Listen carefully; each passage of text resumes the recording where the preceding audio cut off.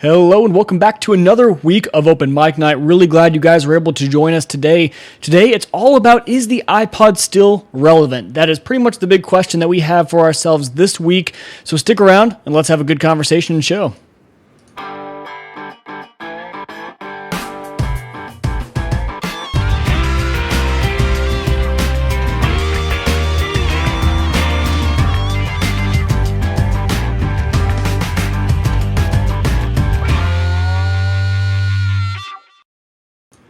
Alrighty, so like I said, welcome back to another week of Open Mic Night. Very glad that you guys are here to join us. This is the show where we are fully focused on Apple. We give you Apple news, tips, tricks, and tips of the week. That is what we give you guys each week here on Open Mic Night. And as usual, for the past few weeks, we have again with us Mr. Colin Ball. Colin, how is it going, sir? It's going well. It's a little warm in my apartment right now, so if I look a little glossy, don't worry, I'm just welcome sweating. To my life. These studio lights, I've got to get rid of them. I wish I had some more natural light. I've got to go with LEDs. I think I'm going to start switching to some LED lights because, the room in here just gets unbearably hot. Like you figured out, you were in here. I can admit to that. It does get super hot. 2 weeks ago, it was just absolutely awful. It's just so hot. I start to stick to my chair. It just gets very awkward. And but that's what we're dealing with here. Cool. So I'm glad it's been a good week for you. If you guys are watching anywhere else or if you're listening to this after the fact, just remember that we do stream live every Tuesday evening at 7 p.m. Central Time. That is 5 p.m. Pacific and 8 p.m. Eastern Time over at 2980network.com/live. It's the very first time I've given you guys that URL because we have switched. Everything now is over at 2980network.com. You guys can head over there. Open Mic Night, that is our new home. This is my new network for all of my personal shows and maybe in the future to some other people's shows. But right now you can head over there. It is where Open Mic Night is at. And just today, actually a few hours ago, Suits and Scrubs, the podcast with my wife and I, the comedy relationship podcast, just launched over there as well. So 2980network.com, that is where you guys can find everything. And I want to correct, last week, I was giving you guys the wrong email address. I can't believe it. I was telling you guys the wrong email. I won't even say it this week because I don't want to confuse you. The correct email, my new email address, and don't worry, if you're sending stuff to Uyghur Tech, it all forwards, but my new email address is mike@2980network.com, 2980network.com.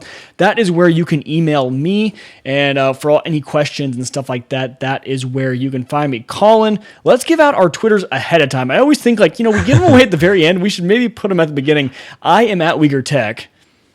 And I am at Colin with one L _ball, as in basketball, 13. Yeah, and anything else you want to plug? You've been writing a lot. I've been loving the blog posts coming out of your writing.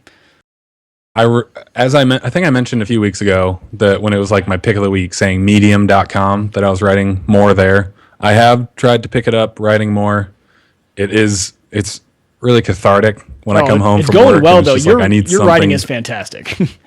Well, thank you. Yeah. I just try to get things off my mind. We'll put a link to that because I don't know. Yes, remind me of that at the end of the show. We will put a link to Colin's stuff, but if you follow him on Twitter and then you go to Medium and you create an account, you should be following him automatically. Yes. That's the way that works. So, that's about it for getting started. And already in the chat room, like I said, we're live every Tuesday. And the nice part about going live is that you guys can join the chat room. PTD says, why 2980? So I guess, I've been getting this question already quite a lot via text and tweets. So I might as well just answer it. If you look at the design, it's Prime Podcast Coast to Coast. I lived in Kansas City for a large portion of my life, and Interstate 29, which runs north-south all the way border to border, and Interstate 80, which runs coast to coast, that is where they intersect, is in Kansas City. So that actual logo, when you're looking at it, that is the actual intersection. That is what it looks like in Kansas City. So we're coast to coast, north to south. I don't know. It's the theme we wanted to go with here for our new network. So that is the explanation behind 2980 Network, and I know more people will ask in the future. Maybe I'll just reference them to this podcast and say, hey, go listen to this episode of Open Mic Night. That is where I explained it. So this week, though, we had actually some pretty good news coming out of Apple. You get into the summertime and you kind of come into a news lull with Apple. You're kind of still maybe doing some rumors, you're prepping for the new releases in fall, but there's not much news. But this week we actually had some good stuff. First of all, though, I do want to thank everyone over at WLMNradio.com. Roger and everyone over there are fantastic. They've been supporting me since the beginning, so I just want to give a huge shout out to them. WLMNradio.com. Big thank you to Roger. So, but let's go ahead and jump into the news. And Mr. Colin Ball was helping me out a ton this week with the news. He knew I was out of town this weekend, and I came back to a nice little message on Monday saying, hey, dude, you know what? I've taken care of the news for you. Don't even worry about it. I got your back. I was like, sweet. That was awesome. That's what I wanted. And my actual response back to him was, hey, did you include anything about the new iPods? He said, it's already in there. Done, man. I was like, perfect. That's what I want to talk about. So let's just get into a little bit of a conversation on the new iPods that Apple released. Do you want to take this one? Go. Sure. So the new iPod Touch that's being released is basically it's the next generation iPod Touch, but the thing about it is that it will have pretty much all of the same specs for the most part, except being able to make phone calls that the iPhone 6 and 6 Plus has. So the A8 chip, Bluetooth 4.1, a better Wi-Fi card. What else? I think 8 megapixel memory camera. Is all the same. What'd you say? I'm sorry. 8 megapixel camera. Yes, an 8 megapixel camera, which is still less than the phone, correct? That's right at the same level as the iPhone 6. And the 64-bit processor, that's an A8 M8 processor, but it's 64-bit, this is the first 64-bit iPod we've seen. Yes, and the big thing about it that I kept running across was everyone kept asking, why do these still matter? Yes. What is the point of an iPod Touch when you can just buy an iPhone? And if we're honest, I asked myself that same question when I heard this news. I was like, man, are iPods even still relevant? I had to think about it, but I want to hear your take on where you went with this. Well, for me, the story kind of talked about, the story took it in a very different direction that I found on Forbes, where it was talking about iPod Touches still matter because blacksmiths are still around. And they're saying that they were trying to compare it to the fact that there are people out there who still love the old technology, who use for their small business an older computer, older programs, yada, yada, yada. But for me, I find the iPod Touch to be something still really intriguing and really great because while I have an iPhone, I rarely put music on it. I don't want to take up a lot of the memory. And if I were to have an iPod Touch, or the iPod Touch that I've had since I was a senior in high school worked, I would use it all the time. But the headphone jack broke like the middle of last year, so I have nothing. Not useful anymore. Yeah. And iPod Touches are a great alternative, especially if you have kids who you don't want to have a phone, but they still have the ability to iMessage. So that way they can have their music, they can text their friends who may have an iPhone. It's really a great alternative to not having a phone, and for $600 less. Right. No, I would totally agree. Well, my thing was the iPod Touch makes a ton of sense to me, right? The iPod Touch, extremely functional, still pretty low in price, especially for parents, because I'm going to be one of those parents. I'm not giving my kid a phone. I say this now. You can hold me to it when I have kids, but it's very easy coming from my point of view. But I'm not going to let my kids have a phone until they are actually driving and are away from me and need a phone. So an iPod Touch to me makes a lot of sense. Now, the things that I was looking at though are the other iPods. So iPod Touch, yes, makes a lot of sense. The one that to me does not make any sense is the iPod Nano. So you've got the shuffle on one end, a fantastic device for runners, going to the gym, no screen to crack, extremely durable, can throw a lot of songs in there. Okay, I get the shuffle. I actually really like the shuffle. I wish I had one. The Nano, it's like this awkward in-between. I don't know who would get one of those devices. Do you? The new ones, especially, that are like, they're kind of like this. Yeah, they're weirdly like long. oblong. Yes, they're long. They do have a touchscreen on them, but to me, those don't make sense. When the Nano, which I wish I still had my Nano, I somehow lost it when we moved out of college. You had the shuffle, right? The square. No, that was the Nano. That was before they expanded the screen. Oh, okay. And that was the one that you could put in, like, it looked like a watch face. That's right. I totally forgot that they made those long now. That was the same thing. I was confusing that with the shuffle. You're right. That was the Nano. Okay. Yeah. I loved that. And for me, the Nano, when it was that, because it had the clip like the original shuffle did. Right. It was a great thing for running because it picked up, like, it did steps too. It had the Nike Plus app on it, so it could pick up your steps. And for me, I was like, well, that's awesome. Oh, so haven't you liked having the apps on that? Because I was just going to ask, would you go with the shuffle now since it's the same form factor, but you liked having the touchscreen with the apps on there? Yeah, and I mean, you couldn't put extra apps on it. It just came with like the 8 apps that it had. So it was perfect. Like for some reason there was calculator on there on a screen that was like this big. Right. Well, and Nano has it's the same way. It's just longer now. So I just don't get it. I don't wear well.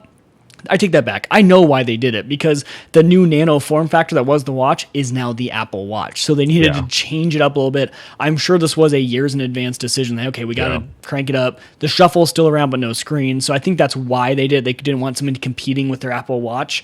So, yeah, I don't know. We'll see where they go from here. But honestly, the Nano starts at $149. So for $50 more, you can get the cheapest iPod Touch.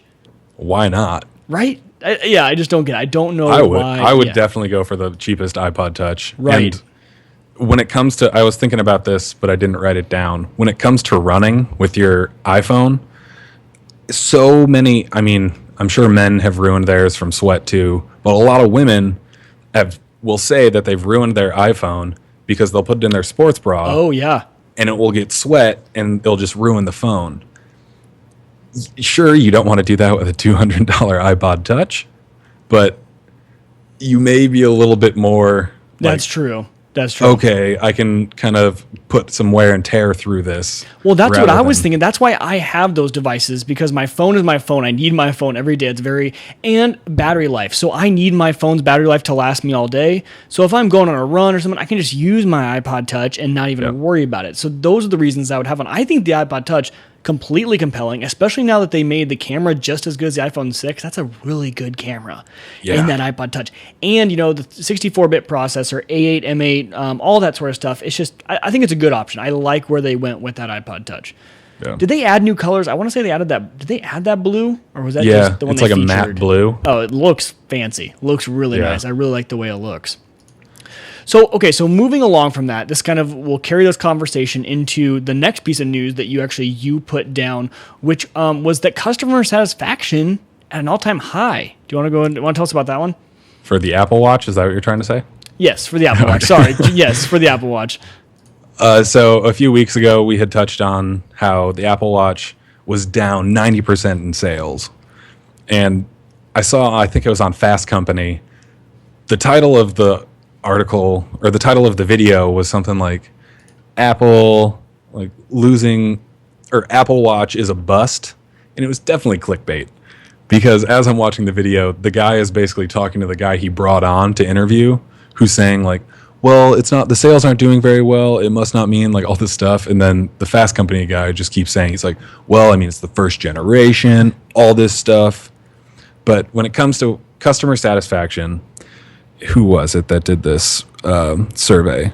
It was a survey through the Wristly Apple Watch Owners Network. And they found, out of 800 watch owners, which I understand is a small sample size, 97% of respondents reported saying that they were very satisfied or somewhat satisfied with their watch. And that's a big number. I mean, those aren't just, I mean, if you're going in Rotten Tomatoes form, this is a must-see movie. That's the kind of numbers we're talking about here. And it actually surprises me. I have to say, as much of an Apple fanboy as I am extremely shocked because of the way, like they said, first-gen product. You don't get those numbers out of a first-gen product. You just don't. No. So, I mean, I know that people are going to say this survey is coming from, an Apple user group sort of stuff. It might be a little skewed. People who like the Apple products are going to try and fill out these surveys. But still, getting any type of those numbers is impressive. I like it. Does it surprise you? Or, I mean, I don't know. With the Apple Watch, I was just surprised. It surprised me that the number was so high, especially for the fact that I feel like everyone thinks that Android fans are much harsher on Apple. Apple fans eviscerate Apple when they've done something wrong. I completely agree. Oh, man. So the fact that even a lot of people who say, like, some of the functionality is kind of weird, like the crown, there's no point in using the crown to scroll because you can just use your finger. Right. Little things like that, I'm sure, irritated people, but at the same time, they're like, well, it's still a great product. Like, I can't really discredit it. Right. I can't wait to get my hands on one. And you're so right. Okay, so Android users, they eviscerate Apple, but they don't eviscerate Google themselves. It's kind of, I've always noticed that about them. They love criticizing what Apple can't do, but they never take that sort of eye towards Google. What's whatever. I'm guilty of doing the same thing with Apple products, so it's whatever. But yeah, 97%. Yeah. And another thing that comes with the Apple Watch, I don't know if do you ever look at the oatmeal.com? I do not. I saw that in the show notes, and that was the first time I had looked at it. Okay, so it's this cartoonist named Matthew Inman who does this. And he wrote, his blogs all come in cartoon form. And he wrote one about his Apple Watch saying like what it is. He's like, it's not a replacement for your phone. It's a supplement.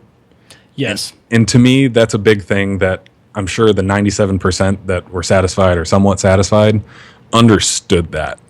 Right. I'm sure there are a lot of people out there who looked to the watch as being like, well, what's the point of my phone now? And I have that same problem. I still have the problem of looking at it and see, why do I need that when I have my phone? So you're exactly right. The whole supplement idea is the mentality you get in once you have experienced the watch. I think it's very hard for those of us who don't have the watch to imagine living with one right now, because it does seem like a phone replacement. And you hear the comment every time, why can't I just take out my phone? And that's not what it's intended for. It's like an extra feature to your phone. It's just something extra. So I'll be interested to see. I am going to pick up a Gen 2 Apple Watch. I'm just going to, I'm starting to save right now, putting money in the bank. I think, give me a year from now. I think I'm going to try and pick one up. And I think they will be a lot better, but I was already surprised with those numbers. And that's a good thing for me. And especially because this is before the second generation of software has come out. We got to remember that the new software for the Apple Watch is coming out this fall. And so that will be just, more things to make those people happy, because you're going to have a lot more features. The watch is going to run a lot better. It's going to run a lot faster. Those processes have been moved from the watch to the phone and vice versa, just to make it a lot more efficient. So you're going to have a lot slicker of an operating system come this fall. So, come this fall, I would like to see the numbers again and see if they stay steady, if they actually drop maybe a little bit as people start to have higher expectations. The hard thing about this whole area is that you look at any first-gen product, and people have the tendency to be a little bit critical, but then be like, oh, you know what? It's a first-gen product. I'm pretty happy with it for a first-gen product. They start to get a little more critical as the companies have more and more time to improve. And so after this first gen, I'll be interested to see if people are still impressed with what Apple's doing with the watch, or if they have the high expectations of, no, Apple, you need to innovate a little bit more than you did for the first gen. We let you go a little bit there, but we're kind of holding you to that higher standard. It'll be interesting to see where it goes. Yeah. Very, very cool. So that is the news that we have this week. Again, I was kind of excited there was actually news in the middle of the summer for Apple. Yeah. So right now we will jump into our seed segment. Can't connect the dots looking forward. You can only connect them looking backwards. Can't connect the dots looking forward. You can only connect them looking backward. So the seed, where we look back in Apple history and see what they were doing back in the day. So today we are looking back at 2001. And again, this is another one of those stories that I put in here because I just can't believe that 2001 was that long ago. I think of 2001 as just being yesterday. So in 2001, Apple was previewing Mac OS 10.1. So the first update to Mac OS 10. Mac OS 10 was this huge iterative update, and now they have 10.1. It was kind of a big update in the terms of operating system efficiency, performance, all that sort of stuff. It was actually a free update, which was a surprise from the Apple community. And like I said, improved performance, faster application launch times, overall more responsive feel. The dock was movable. They had new menu items for frequently used items, and also had user system controls for things like the airport and DVD playback, CD burning. All those started to get our custom settings in our preference pane, all that sort of stuff. There's just a lot of updates that came to 10.1. A lot of things that they couldn't squeeze into the 10.0 update, squeezed into 10.1. But to look back and to think that 10.1 was in 2001, that was an awful operating system. I mean, awful in terms of so outdated as when you think of now, just simple things like watching a DVD and burning a CD. Wow, man. Really innovative things going on there. Yeah, I remember the coolest thing we had in our house when it came to our computer was the fact that the tower had a CD DVD burner. That was the big thing at that point? Oh yeah, it had the 2-port where it's you put the regular CD up top, put the burner underneath. You did have the fancy one. You're right. If all you had two, Yeah, you are right. That was the big deal, man. I made mixtapes like that so quick. Making the mixtapes for them ladies. So so this version, 10.01, was dubbed the first "quote unquote" ready for prime time release by kind of the Mac community, and the Mac users finally were saying, okay, now we are ready to make the jump to OS 10. So instead of being on OS 9, they moved up to that OS 10, made the big jump now that they had 10.1 and some of the features that they were looking for with the big update. So that was a seed section, and that was back in 2001. So now we will move into the tips and picks of the week.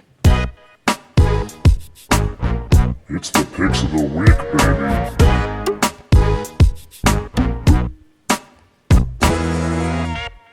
All right, the tips of the week. I'm going to start this one out. This one is for any of you users who get those notifications on your computer that you would like to silence or not see. So obviously on the iPhone and iPad and anything mobile OS for Apple, you have the ability to turn on Do Not Disturb, which is fantastic for those times that you guys are in meetings or just can't be bothered by your phone. I use it all the time. I really do like it. But there are a lot of times that I also need this feature on my computer. For example, right now when we are recording, the audio coming out of my computer is going into the recording. So I cannot, if I get a text message, I obviously can't have those alerts making any noise because that will end up baked right into the recording. Throws me all off. So it's very hidden how to turn on Do Not Disturb on the Mac, but it's actually pretty easy. So what you're going to do is if you take your cursor, and I've talked about this in the past, but I also got a question about it about 3 weeks ago, so I wanted to bring it back up. But up on the notification little hamburger icon, the very far right icon up on your Mac, if you just hold Option and click on it, you will see that it turns gray. And then when you Notification Center, you will see that now there is a little menu option at the very top saying Do Not Disturb. Now, I don't know about you guys, but for me, that Do Not Disturb does not show up. So if I click on my notifications, it's just not there. I cannot turn on Do Not Disturb, so you have to hold Option and click. Now, Colin, you're laughing at me a little bit. Is there another quicker way, or are you just enjoying my simple explanation of this? No, I'm laughing because if you go back like a minute right before you start talking about this, you'll see my face kind of light up because I just did it. And I was like, wait, what? Oh, look at that. It does it. Yeah, I had no idea. So yeah, Option. You won't see it notification. You hold Option, you click, and all of a sudden it's there, and Do Not Disturb is turned on. So that is Do Not Disturb for the Mac. So now we'll move into the picks of the week. Colin, I will let you go first. Okay, so I have two because I forgot what my original one was and then wrote down another one, then I remembered. So my first one is a game that I just found today, actually. It's called Specimen. And what it is, have you ever seen those things online where it's like, see how good you are at recognizing colors? Yes. So it's basically a game like that where you get these little amoeba color blobs, and then the color outside of those, you have to guess which color it is. It was surprisingly very difficult. Really? Not as easy as you thought, huh? No, I only got to like the second level. Like I was like, okay, this is difficult. Now, do you usually pass all the ones online? I mean, you're right. I mean, you've never told me you had any problem with color, but I think I think the last one I did online, it was like I got like 38 right, which said it's like you're a robot, and I was like, no, I just know how to look at colors. Right, exactly. Yeah, I'm the same way. So I'm gonna check this one out because I'd be interested to see what I get. Because I'm the same way. They always tell me like, oh, you have the perfect eyesight. Well, no, I think I just have normal eyesight actually. Yeah. And then my second one, really quick, I'll just say it really quickly. We won't go into like what it is the new Aziz Ansari book called Modern Romance. Oh, I saw you post about that, and I was wondering if it's actually as funny as I would think it would be. Well, it's both funny and extremely insightful. So it's not a complete joke. See, I'm thinking this would be a complete joke. He and like his research partner, Eric Klinberg, I think is his name. I'm sorry if I'm getting that wrong. I should have written that down. But the two of them over the past like 4 years, like went around the world, did focus groups, found all this research about how basically dating life and married life has changed from 50 years ago, 60 years ago to today. And reading like the texting relationships and stuff like that, the online dating didn't really apply to me. But the texting stuff, I was just like, oh my God.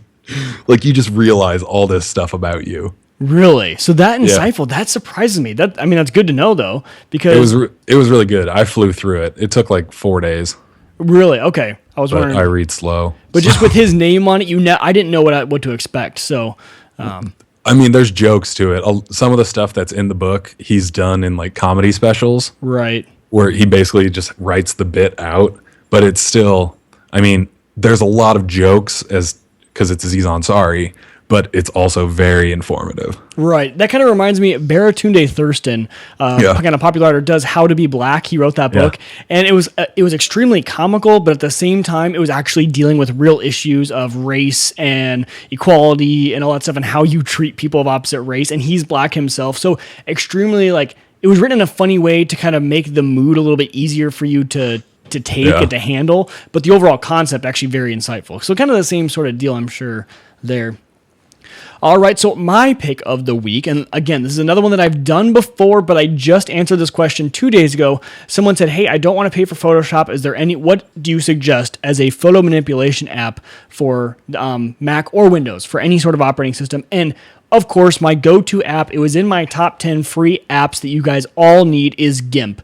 GIMP is absolutely fantastic. It is a very dumbed down, but actually not as much as you would think, version of Photoshop. If you use Photoshop for just the basic functionality, moving pictures around, adjusting some color, doing that sort of stuff, I would challenge you guys to use GIMP and see if you could do the same thing, and then to stop paying Adobe $20 a month for Photoshop. So GIMP, G-I-M-P, just Google it. You will find it. It's for all of the operating systems. One of the best free photo manipulation apps. I used it all the way up until I just got the Adobe suite because I'm a student. I got it at a discount and I needed it for a different app, and Photoshop came with it. So I've been using Photoshop lately, but before that I was using GIMP, and it was always it always worked well for me. Colin, have you ever used GIMP at all? No? Okay, I didn't think you had. Not many people actually do. Most people know about it. Most people have never used it though. So I challenge you guys. I will put a link down in the show notes for GIMP and the application, stuff like that. But it's a fantastic app. It's really good. So, oh my goodness, we flew through those notes. I talked really fast. No, that's fine. I looked up at the clock expecting it to be like 7:45, and it is 7. This is it's a very short episode, but hey, I think we just like knocked that out. Like we did. Yeah. Hey, there's nothing wrong with that. I know, there's no time limit. That's why we podcast, because we set our own rules. We don't need to go an hour. We just do whatever we want. So yeah, very quick episode, but a very concise, to the point episode. PTD had a great suggestion in the chat room for some conversations for next week. So I think next week we'll dive into a little bit of Apple Pay. Thanks to PTD, he had a good article for me on some new updates they're having. We talked about it a little bit last week on the whole, Apple Pay in UK thing. So I think we'll give a quick update and then also talk about the article that he put in the chat room. Just another good time to mention that if you guys are listening after the fact, come out and join us live on Tuesday nights, 2980network.com/live on Tuesday nights, 7 p.m. Central Time. So you guys can hop in this chat room and join us out here. Again, go check out the new network. It's awesome. Fantastic. 2980network.com. I love having it up there. And Suit and Scrubs, if you guys could do me a favor and just go listen to Suit and Scrubs and tell me what you guys think. It's a brand new adventure for me. I've never done a comedy relationship podcast. I've never done anything besides tech. So let me know what you think. Let us know how we are doing on that podcast, but it's all over on the network.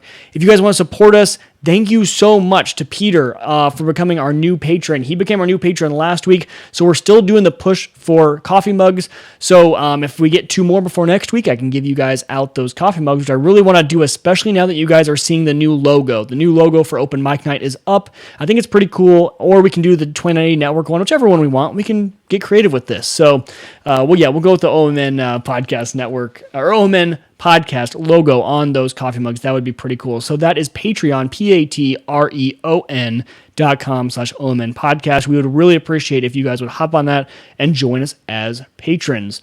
So, Colin, is there anything else we need to cover before the end? Because we have about 20 minutes if there's anything you want to cover. Anything that's been like boiling that you want to talk about? There is one thing that I was thinking about the other day. Good. And it's all because I saw someone released, I forget who it was. It might have been The Verge. Who knows? Whatever site that released this story, but it's talking about the new things that'll come out with iOS 9. Yeah. One of the things that I didn't think was going to be something that I was like, why is this not already a thing? Was that there will be a search feature inside of the settings. Oh, no way. Yeah. What? Yeah, you're right. Why isn't that already a feature? and it was one of those things where like I saw the GIF that they had, and I was like, wait, what? Wait, I was like, why has this not been around? Do you know who reported that? Because that would be awesome. I hope it's someone credible. Because sorry, I don't mean like we're still live, but I'm just gonna like get on my computer. No, that's you guys totally have fine. Probably seen me like texting. My mom was texting me. So no, I would love though that makes so much sense. I had no idea that the universal search. I thought that when you swipe down and you do the spotlight search, I thought Spotlight did settings. But no, you're right. It doesn't. It searches applications, music, anything like that. Oh, pretty cool. Oh, hold on. Mac rumors. Well, and they've talked about that. They've talked about making search, more in-depth search. That's when we were talking about the new upgrades that are coming. But I had no idea that they would go as far as doing the settings. That's pretty cool. I would love that. Also, the new what's it called? What is it called when you like double click the home screen and brings up all the apps? Oh, assistive. App switcher. The new app switcher looks even better too. Really? It's kind of like on Safari, where you know how like all of the pages kind of fall together. Right. That's what that will look like. So that's cool. Nice. I'll find who wrote that one that I found the other day. Hopefully. Very and cool. Then and we can link that down there into the show notes. The beautifully crafted for you each week show notes. Awesome. Well, that is about it. That's all we got this week. So we got to give you guys a short and concise episode, 31 minutes. We're clocking in, clocking out. We're going to get out of here and get to editing so we can give it to you guys even earlier than we do normally. So we will see you guys next week. Colin, thank you for coming on. It's awesome having you. Again, he is Colin with 1L_ball13. I am at Uyghur Tech, and you guys can find us on there, chat us up, talk about anything you want. We will see you guys next week, but until we do, tech on.